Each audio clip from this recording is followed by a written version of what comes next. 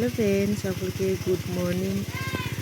আজকে ছিল একটা সার্বিয়ার অনুষ্ঠান বাড়ি, তো সেখানে যাচ্ছিলাম। আমাদের আমাদের পাশে বাড়িতেই ছিল। ভাবলাম সেই জন্য যে আমাদের গ্রামের পরিবেশটা কেমন সেইটাও তোমাদের একবার দেখিয়ে দিই।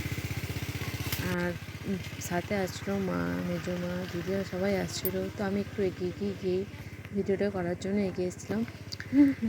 শুধু দেখতে পাবে বাঁশ বাগান আর বাঁশ বাগান। রাতের বেলায় যে কী করে সব মানে ওইদিকে যাওয়া আসা করে সেটাই হচ্ছে ভাবনার কারণ। ওইদিকে কোনো কারেন্ট গিয়ে পৌঁছায় নেই আর ফাঁকা মাঠ শুধু।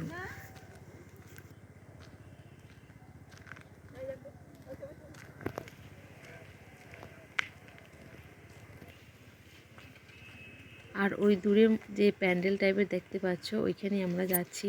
মানে যেখানেই যাচ্ছি শুধু বাঁশ বাগান আর বাঁশ বাগান। তো অবশেষে আমরা যেখানে পৌঁছালাম, আমাদের খাওয়া দাওয়া প্রায় হয়ে গেছিলো। তো বসে আমরা একটা বাড়ির পাশে দেখো, মানে বাড়ির পুরো চালটাতে লাউ গাছে ভর্তি হয়ে গেছিলো। তো লাউগুলো মানে নিচের দিকে ঝুলে বলে মনে হলো একবার ভিডিও করি, মানে ভালো লাগলো। তো দেখো গাছটাকে দেখো, সবুজ, একদম সবুজ।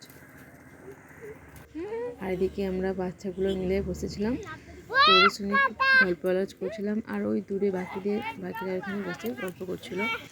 আর এদিকে দেখো, এটা তোমরা দেখতে পাবে যে ফাঁকা মাঠ, কারণ এদিকে যেহেতু ধানগুলো সব তুলে নেওয়া হয়েছে তাই ফাঁকা মাঠ আর ফাঁকা। আর দূরে আমাদের গ্রামের যে ক্যানেল চলে গেছে, সেটা অনেকটা দূরে আর কি যেতে হবে, সেটা তোমাদের দেখাতে পারবো না, তাহলে আমাকে শিয়ালে খেয়ে নেবে। ওই যে গাছপালাগুলো দেখতে পাচ্ছ অনেক দূরে, ওইখানে একটি ক্যানেল,